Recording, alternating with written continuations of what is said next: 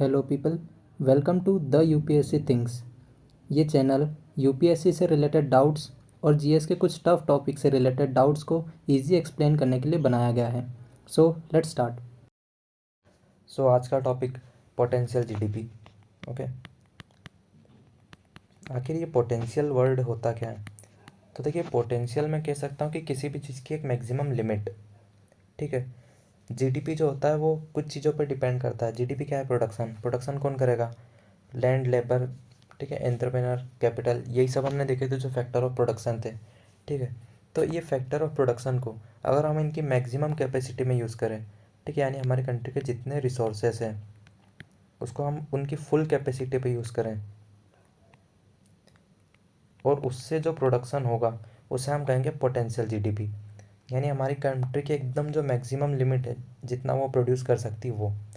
ठीक है, तो हमारी कंट्री की जो पोटेंशियल जीडीपी थी, जो कि इकोनॉमिक सर्वे आई थिंक 2015 में दी गई थी, 2015-16 में, वो थी 8 to 10%। यानी हमारी कंट्री जो है वो पोटेंशियली इतनी स्पीड से ग्रो कर सकती है। ठीक है, लेकिन हमारे यहाँ एफिशिएंसी थोड़ी सी डाउन रहती है, इसलिए हम इस ग्रोथ को अचीव नहीं कर पाते। ठीक है, अब बात आती है कि एक्चुअल जीडीपी क्या होती है। एक्चुअल जीडीपी वो होती है जो असल में प्रोडक्शन हो रहा है। ठीक है, जैसे कि इस इकोनॉमिक सर्वे ने बताया कि हमारी पोटेंशियल ग्रोथ इतनी है, लेकिन हमारी एक्चुअल ग्रोथ कितनी रहती? 6 से 7% के बीच। ठीक है, क्यों? क्योंकि वो जो रिसोर्सेस है हम उनको फुल कैपेसिटी पे यूज़ नहीं कर पाते। ठीक है, हमारे लेबर्स जो है उनके पास स्किल नहीं है, टेक्नोलॉजी लो लेवल की है। तो इन कारणों से क्या होता है, पोटेंशियल जीडीपी से एक्चुअल जीडीपी कम होती है। लेकिन क्या हर बार कम होती? तो ऐसा नहीं है। देखिए, इकोनॉमी में अप टर्न्स और डाउन टर्न्स आते रहते हैं। ठीक है, बिजनेस साइकिल बोलते हैं इसको। एक होता है बूम पीरियड, तो एक रिसेस वाला भी आता है। ठीक है, तो इसमें एक चीज़ है रिसेशन। What is recession?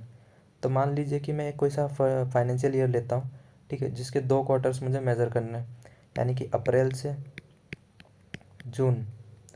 ठीक है, जून फर्स्ट क्वार्टर में जीडीपी देखूंगा कितनी है। उसके बाद जुलाई से सितंबर सेकेंड क्वार्टर में देखूंगा। तो मान लीजिए यहाँ पे जो जीडीपी की ग्रोथ है वो नेगेटिव थी। अगले महीने देखी, अगले क्वार्टर में वहाँ भी नेगेटिव। तो इसको कह दूंगा कि कंट्री रिसेशन में चल रही है। यानी जब 2 क्वार्टर्स में जो जीडीपी की ग्रोथ है, ठीक है, 2 कंजिक्यूटिव क्वार्टर्स में जीडीपी की ग्रोथ नेगेटिव है, ठीक है, तो उसे कहते हैं रिसेशन। ठीक है, और ये रिसेशन अगर ज़्यादा समय तक चलता है, ऑलमोस्ट 1 ईयर या 1.5 ईयर, तो फिर कंट्री आ जाती है डिप्रेशन में। ठीक है, इकोनॉमिक डिप्रेशन। ठीक है, अब इसके विपरीत, या विपरीत तो नहीं बोलेंगे, इसी के जैसा एक और कॉन्सेप्ट होता है इकोनॉमिक स्लो डाउन। ठीक है, कि इकोनॉमिक स्लो डाउन आ गया, वो क्या होता है?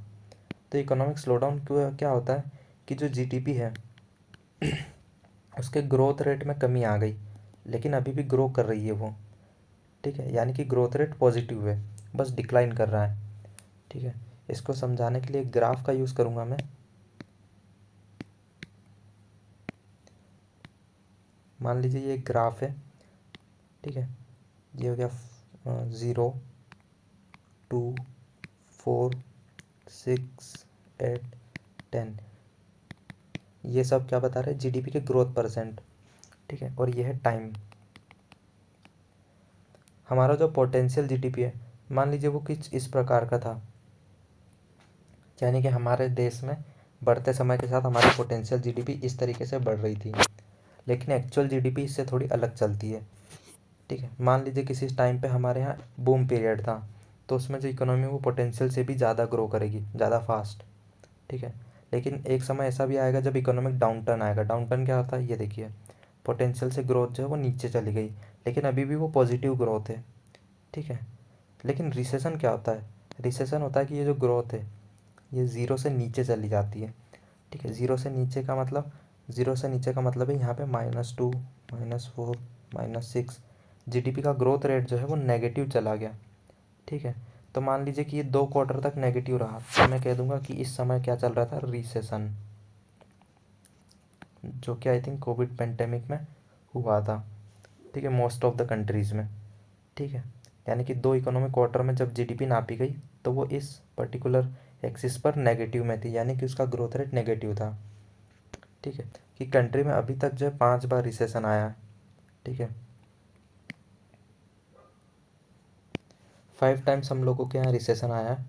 सबसे पहले जो रिसेशन आया था वो आया था 1957-58 में।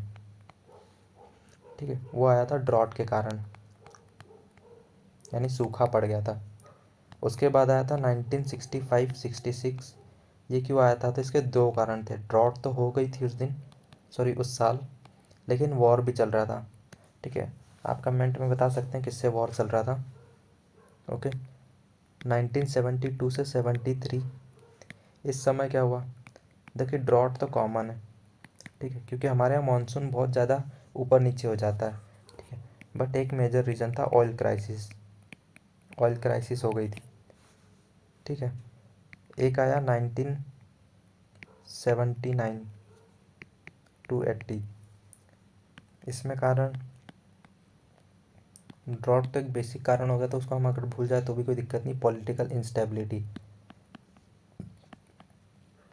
अगर आप लोग जीएस कर रहे हैं तो आप लोग बता सकते हैं कमेंट में कि इस समय क्या हुआ था पॉलिटिकल इंस्टेबिलिटी के लिए, मतलब क्या कारण था इसका। और सबसे जो रिसेंट वाला था वो था 2020-21, जो कि था कोविड-19। ठीक है, अगर हम बात करें कि सबसे ज़्यादा कम, मतलब नेगेटिव में भी सबसे ज़्यादा नेगेटिव किस में हुई थी, तो वो इस समय हुई थी। ठीक है, ऑलमोस्ट -6.6% हमारी ग्रोथ थी। ठीक है, जो कि सबसे कम थी, मतलब इन पाँचों में भी। सो यही थी चीज़ें कुछ। Thank you all.